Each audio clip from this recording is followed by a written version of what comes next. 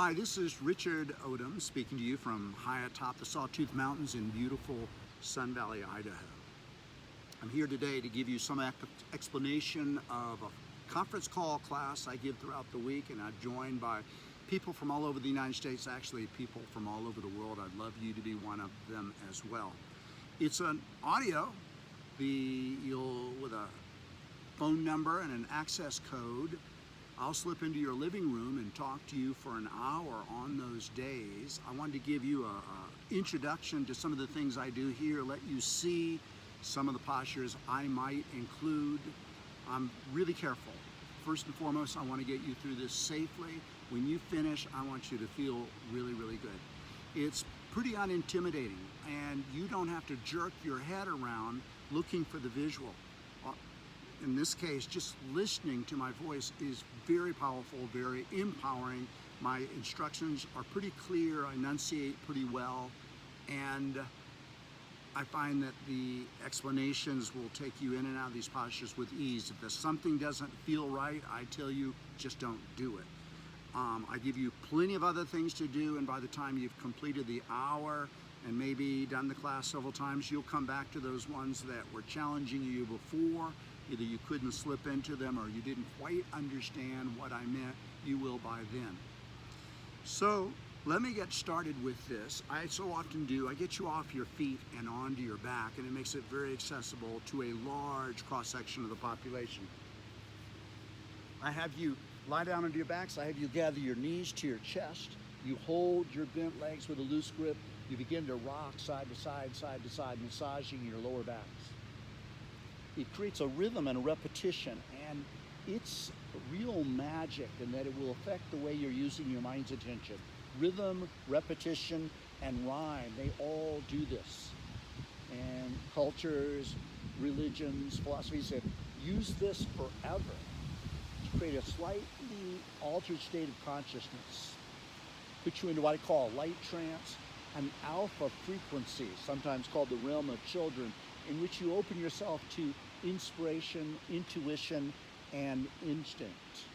Usually when you wake up in the morning, you kick right into that beta chatter, and your mind is projected forward in space and time, and you plan and you schedule and you program, and you complete those sentences with, I have to, I've got to, I must.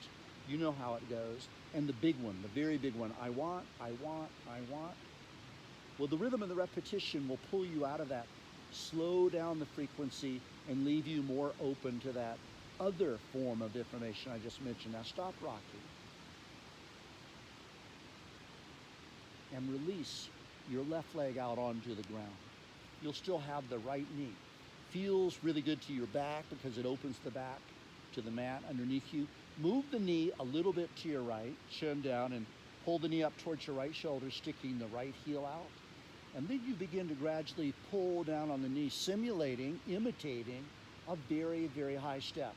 So much of the work that we'll do will imitate real life, games you played as a child, sports you played or are still playing, different things you might need in occupations or even emergencies. We'll do them in slow motion. We'll gradually apply pressure, and you'll find your body responds to all of them, taking care of the joints, lubricating them, hydrating the connective tissue, resetting the length of muscles around those joints so that you could safely pull this off and still be able to walk, to move afterwards. Now ease the pressure, release, set the foot down flat. You gather the other knee in this case the left knee, and slide your right leg out long and move the knee a little bit left in preparation for another high step. Add some moisture to your throat, swallow, tuck the chin down, and begin to pull the knee up towards your left shoulder. And stick your left heel out as if you're reaching for that highest most step with the toes of your left foot. And then you pull down on the knee. You pull down. You'll strengthen the fingers, the arms, your lats. You'll open the left hip. You'll open the small of the back, and you'll reset the length of the muscles around the left knee, left hip to accommodate that perceived need. There's a part of your brain that believes you're actually going to do this sometime today or tonight or even tomorrow.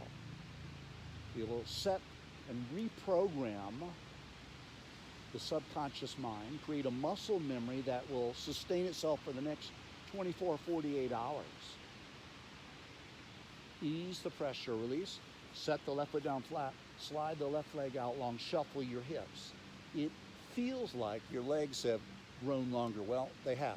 The bone didn't grow longer, but the spaces are opening up. I'll speak of the legs as going all the way up into the waist. So when I speak of spaces, I'm thinking of the vertebrae in your lower back separating, the hip sockets opening some, the knee joints opening some, the ankle joints opening some, and the bones in your feet and your toes opening, and all that tissue being reset in length.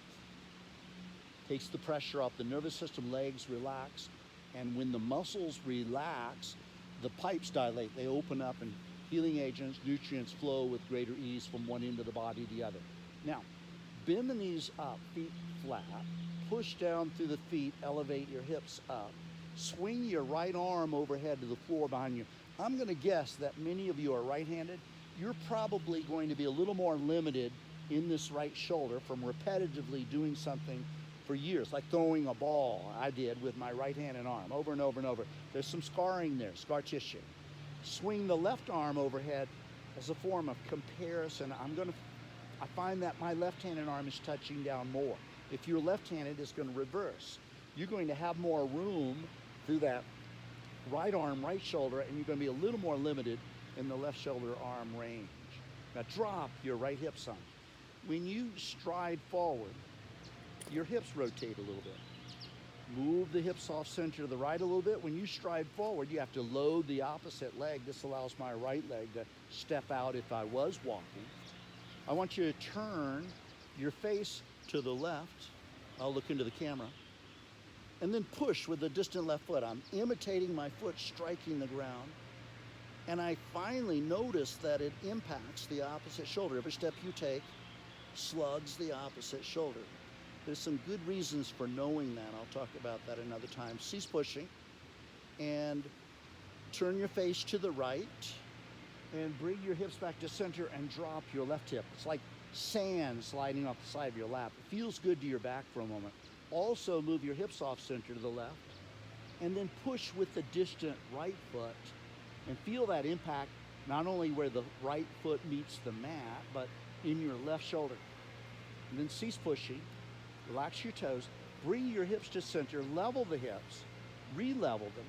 Now they are more centered, they are more level, and taper the spine back down. Now that's a great thing to know because your hips in real life are not level.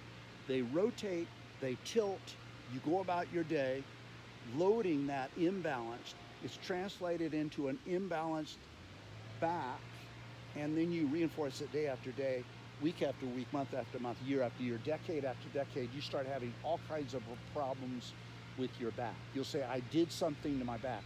It started a long time ago because your hips were not aligned. They're going to become more and more aligned here. Move the left foot to a center line, cross your right thigh over the left thigh. It's something you sometimes do sitting in an easy chair. A mild stretch from your lower back coming up over the right hip along the outside of the right thigh. It feels good. Lift your left foot from the mat. It gets even better as those stretches increased a little bit. I want you to raise your head, reach forward, grab the left leg. And as you do, begin to pull the left leg forward. It's a trap. And it will decrease the distance between your right knee and your face until finally you squeeze. Maybe the knee comes forward to kiss your chin or your mouth. Deep stretch coming up over the outside of your right hip, preparing you to make a strong turn to the left should you want to. Ease the pressure. It's also doing something else that's most important. I'll let you know about that in a moment. I want you to let go. I want you to let go, uncross, set the right foot down flat. Now, what does your body want to do next? I know what my body wants to do. It's begging me to do the other side. And a lot of things that you use the body for, especially when you use it repetitively, you'll use one side and reinforce it. It delivers the results more often with greater consistency than the other side. It's your good side. In yoga, we're not interested in that. We're not interested in striking a ball and making it land at a certain place every single time. We're interested in balance. So in this case, cross your left thigh over the right thigh. Wiggle the toes of your left foot. It further relaxes that left leg. I'm telling you, you won't want to move from this position. It's quite pleasant. Raise your head again. See what's happened. Left thigh over the right thigh. Lift the right foot. Grab the right leg and begin to pull. Trapping this left leg. Deep stretch in your lower back, coming up over the left hip, running along the outside of your left thigh, and then squeeze.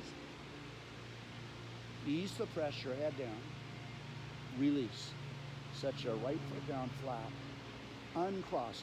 As my hips begin to give and my waist begins to give, I can better transfer power from one end of the body to the other. I want you to rest your hands on your ribs. We'll emphasize the waist. Hi. Let your knees fall left. Turn your face to the right. Run a large breath down through the middle. As you inhale, the air pressure builds, targets anything that's in its way, like any resistance from that oblique cover of muscle on the right side of your waist, that cord, the sternocleidomastoid muscle on the left side of your throat. And then come back to center. My body, once again, is saying, please, Richard, do the other side. So I do. Knees fall right, turn your face left. Begin to breathe in, let the air pressure build, expand, target the left side of my waist this time, the right side of my throat. Exhale. Every breath is expanding, relaxing my left side. Every breath is expanding, relaxing that cord on the right side of my throat. Now I come back to center. There's more space between my ears and my shoulders now. More distance between my lower ribs and my hip bones. My waist is longer, my neck is longer, and this allows the body to corkscrew now. I can rotate my hips in one direction, shoulders in the other, my head in the other. I can transfer that power coming up from the ground into my arms, my hands, my club, the golf ball, tennis ball, the baseball. I am much stronger without adding any muscular bulk strength to the body. In this case, the added strength, is a function of flexibility. Those two spaces, the one in the waist, the one in the neck. And then take a breath. Exhale, push down through the feet, elevate your hips again. Bring your hands together, lace up your fingers, bunch the shoulders and arms closer. Take a breath. Exhale, push away with the feet, shoving the chest forward. And press down through the hands, arms, shoulders, expanding the rib cage. And push away with the feet again. Now go inside and shove a breath forward into the front of your chest. As if I was sitting behind you with my feet propped up against the top of your shoulders.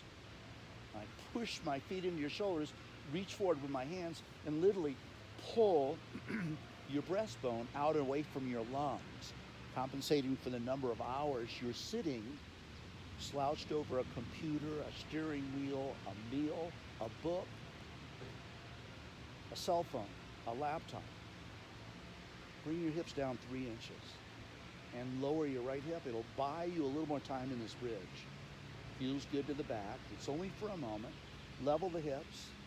Drop your left hip. At the far end, you keep feeling your toes bunch up. Toes are compensators. They help you to stay upright on planet Earth, and they're confused by the distortions of your hips. You keep reassuring them by relaxing that we're doing this on purpose.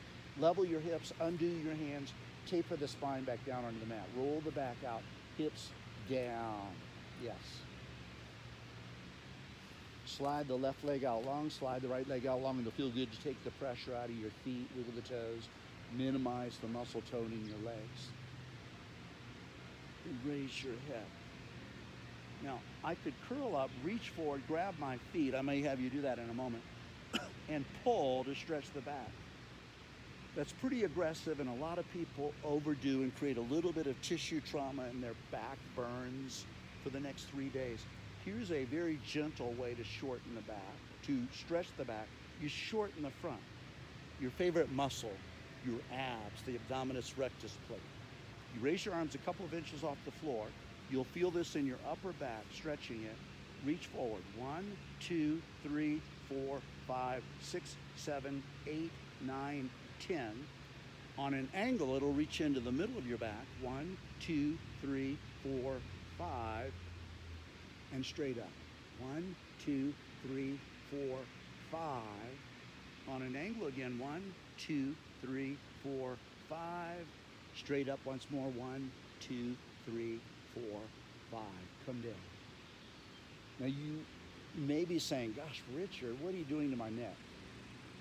I'm making it stronger. I'm making it more flexible. I'm relieving your neck of everything yesterday that you dragged into this deck.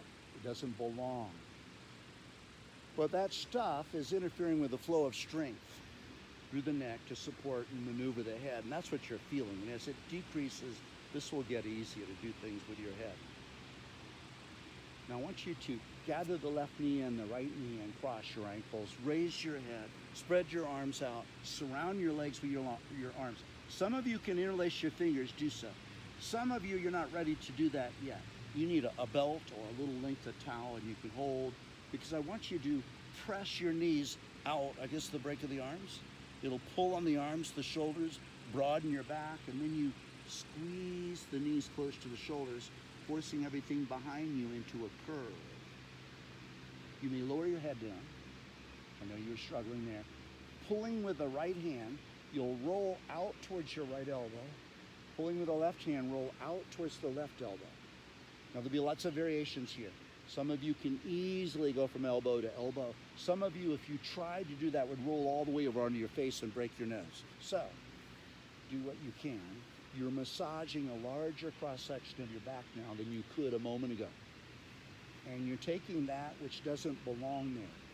People, places, events, holding your back here and there, distorting, inhibiting, restricting, and miscuing what's going on in your head. You're letting that go.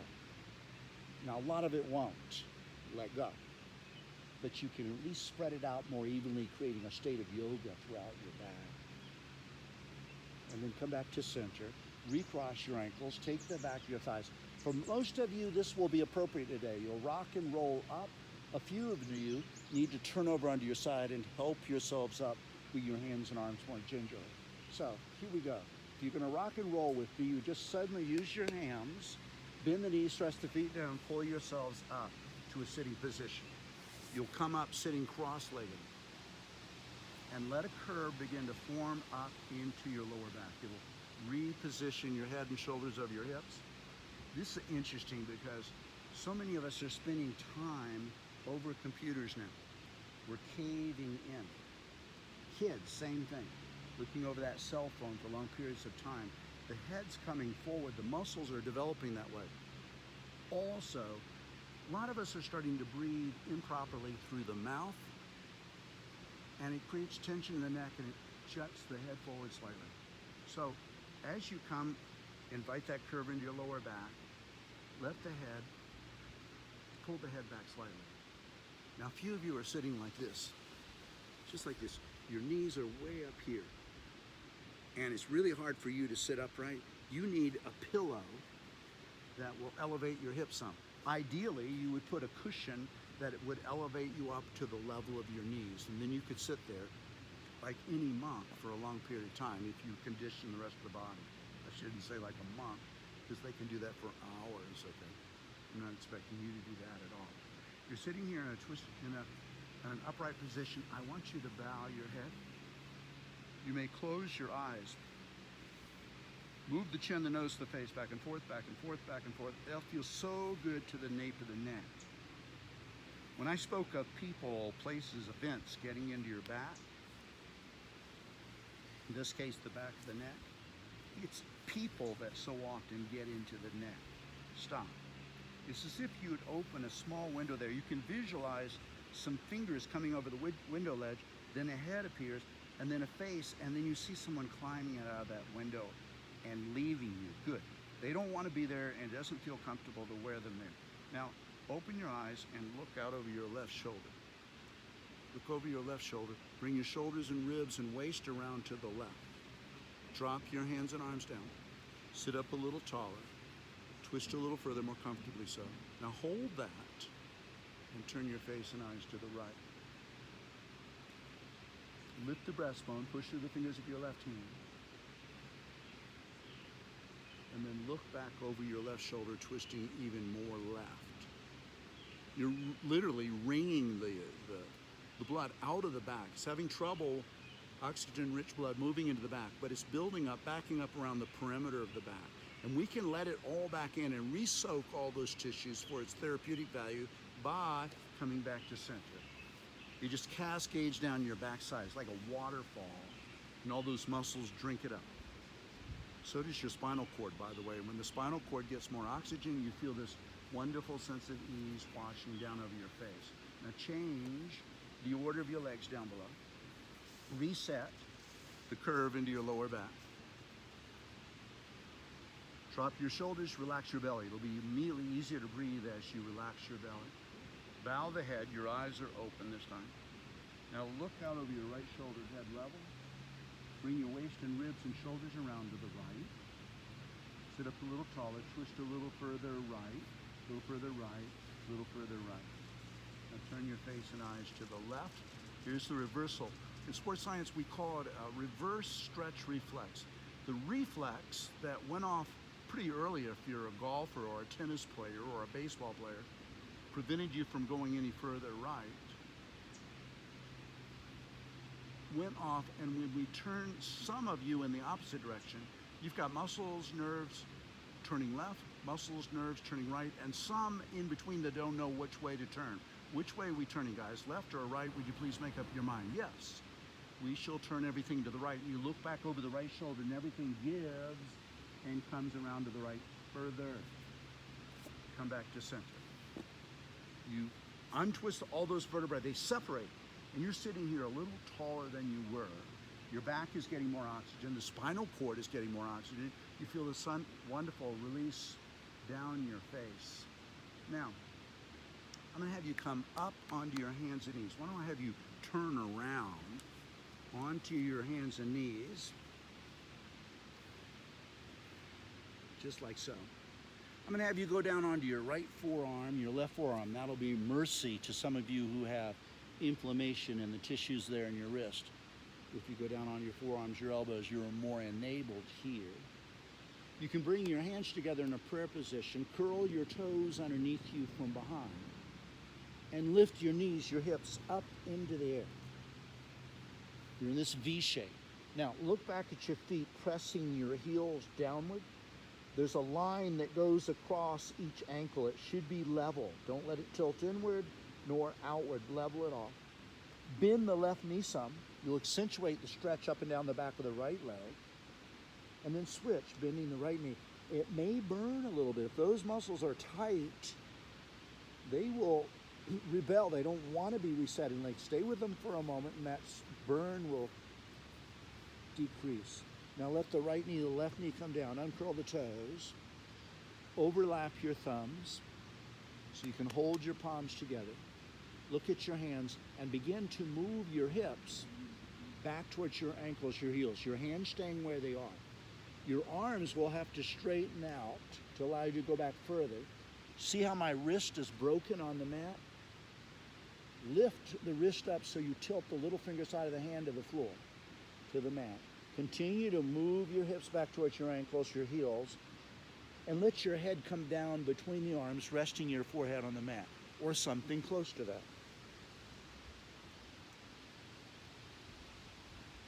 Great. Shoulder stretch, shoulder strengthener.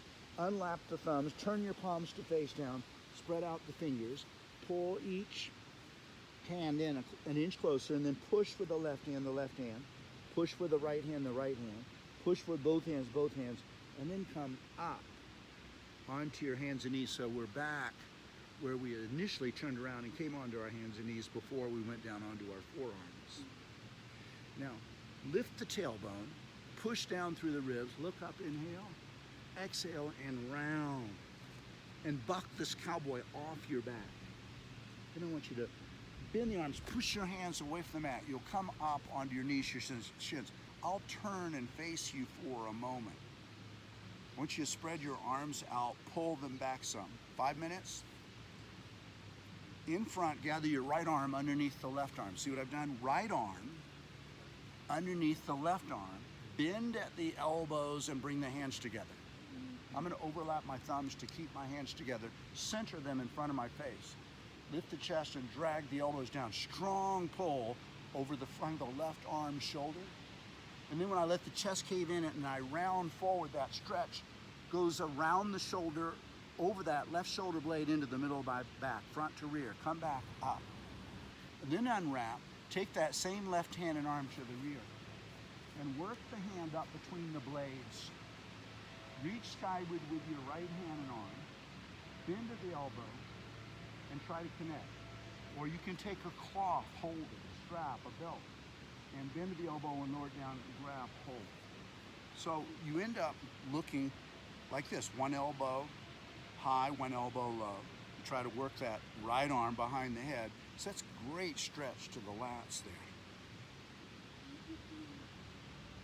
Then move your shoulder girdle to the left, hips to the right. Come back to center, release, spread the arms out. We'll do the other side. Left arm underneath the right, bend at the elbows, wrap, bring your hands together, lift the chest, draw the elbows down. Strong pull over the front of the left arm. Don't be surprised if you look something like this, okay?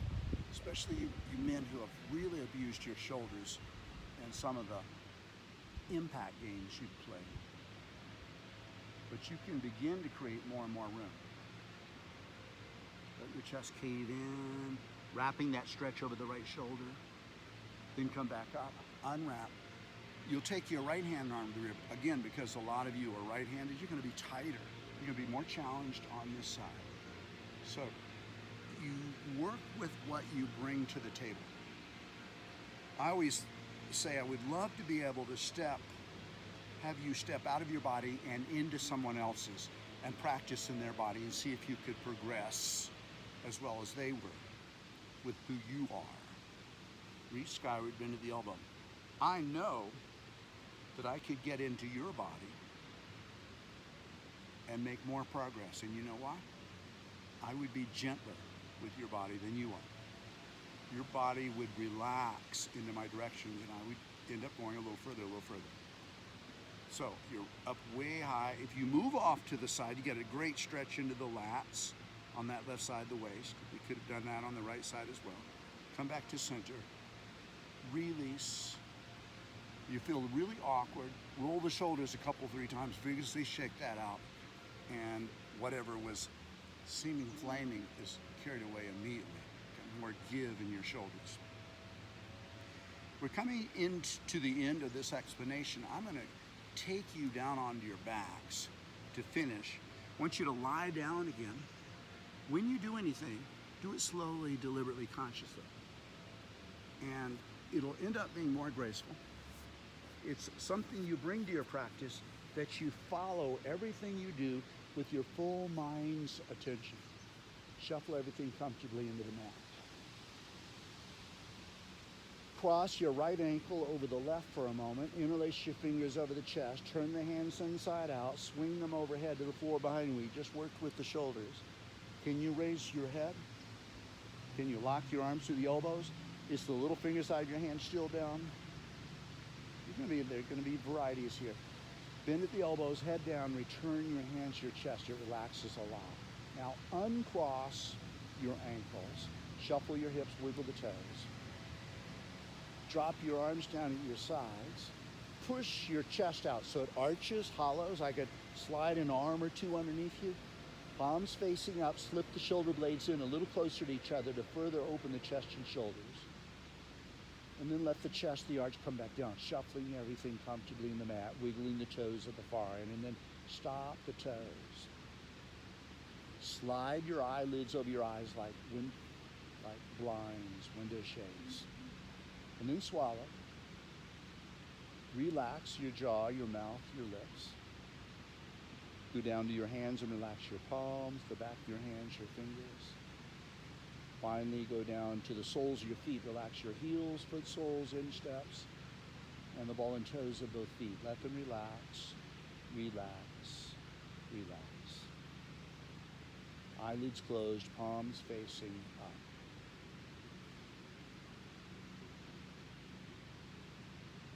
Take Take a breath into the belly, bring it up through the ribs, fill the chest, fill the chest, fill the chest. Exhale, the chest falls, cage collapses, abdomen flattens, pulse slows down, and you sink, giving in to the support of the floor, the mat, the ground, the grass underneath you. And then breathe in, thinking my body is strong. Exhale, my mind is at peace. Deep, deep peace from the top of the head all the way down to the tips of your toes. Ease and peace.